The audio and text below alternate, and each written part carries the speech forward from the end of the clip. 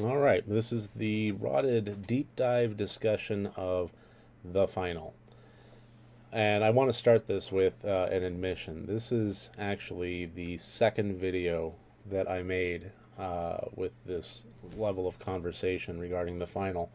The first one I had filmed, cut, edited, and uploaded, and then I pulled it back down and deleted it.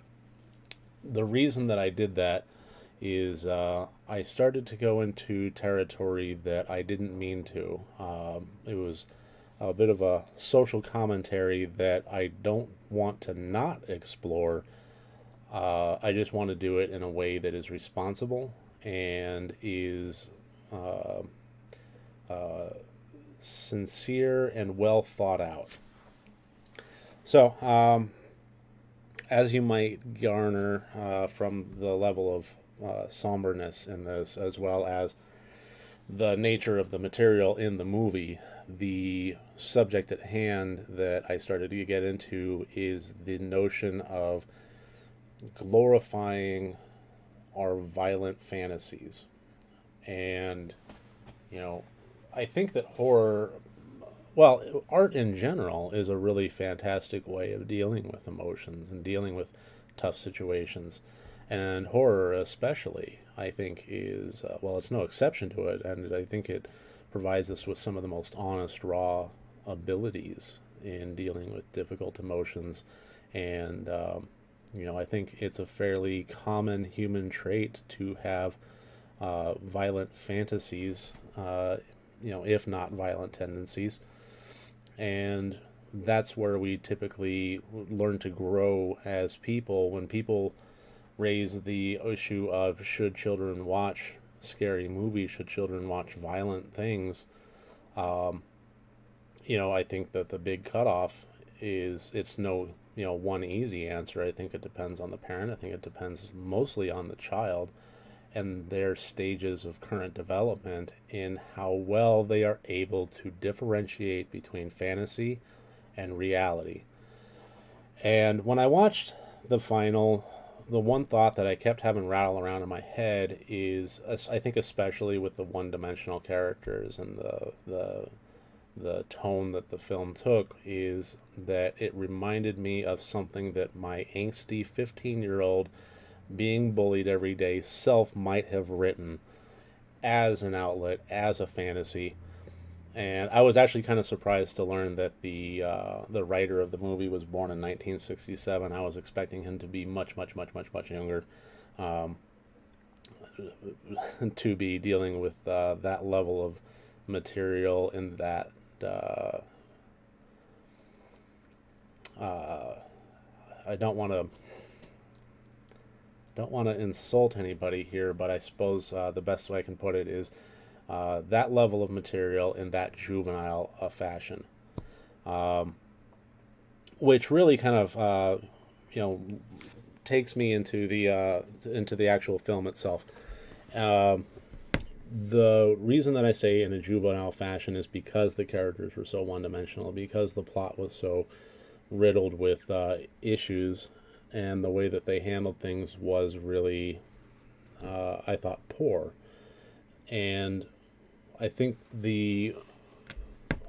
I'm not going to say the biggest mistake that it made because there were so many, but the characters themselves needed a lot more depth. I, the best, I've said it often. I will say it a million times in these, rotted reviews. Most likely, the best villains in all of cinema, and oftentimes in literature and in several other mediums, the best villains are the ones that believe they are the good guys, that have depth to them, that believe they are doing the right thing, and that the ends justify the means, and that their personalities, that the situation calls for the level of abrasiveness and that mental switch flip that they bring to the table. They feel that they are doing the work that needs to be done. Um, and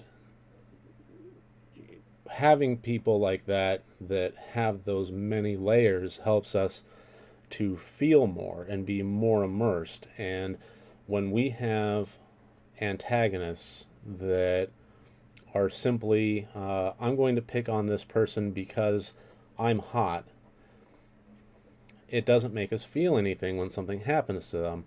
Um, and by feel something, I mean joyous or cringeworthiness or anything like that. We're not jumping for joy the fact that they got their comeuppance because it really never fleshed them out.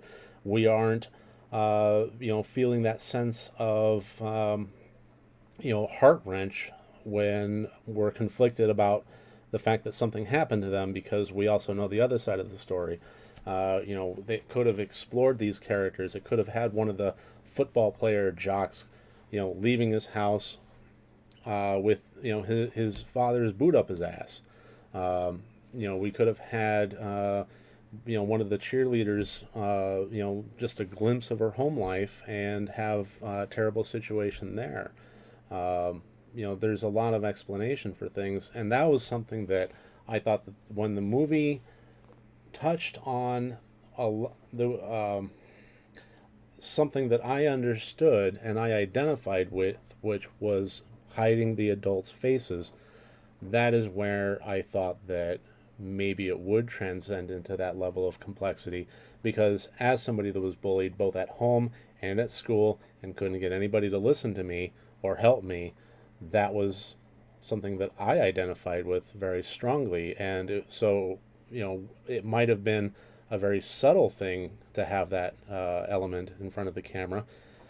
99% of the people that watched the movie might not have ever noticed that, but it was something that was striking to me because it was familiar and it struck a tone that isn't very prevalent in a lot of stories of bullying. You don't often see that level of personal identification with that. And so that was something that I thought, well, maybe this movie actually gets it, and the fact that these characters are one dimensional, maybe that's a fake out and they're going to dive deeper. But ultimately, they just doubled down on the crappiness.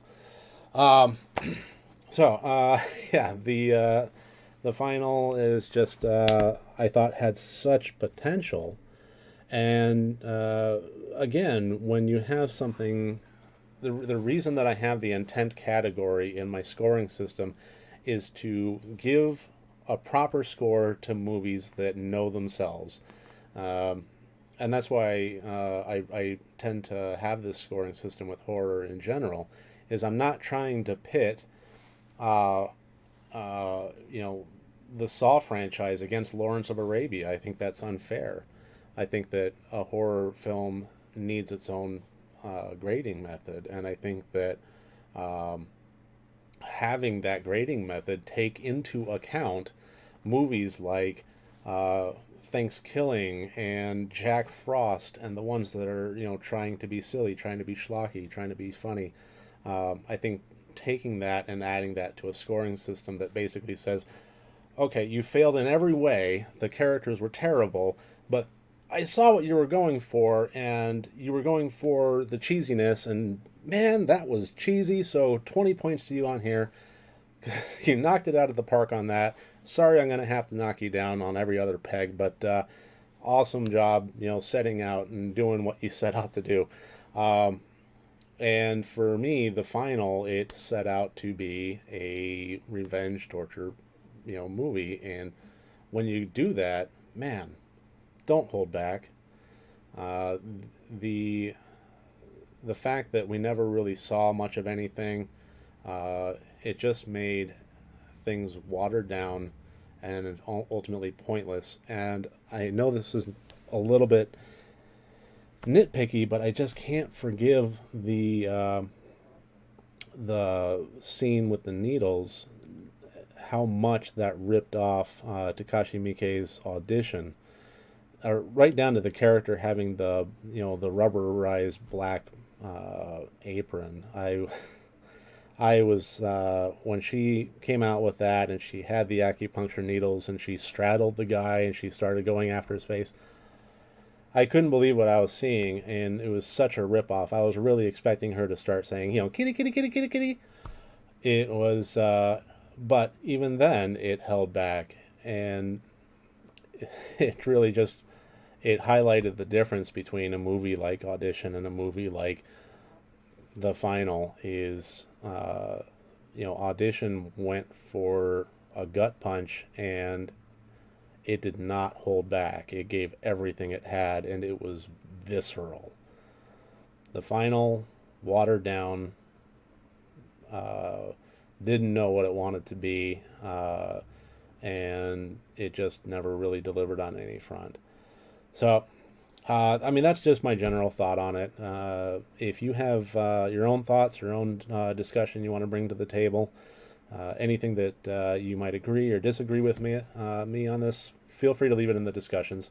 I would love to read your comments. Civil comments, please. Let's just try and let's learn a lesson from the final.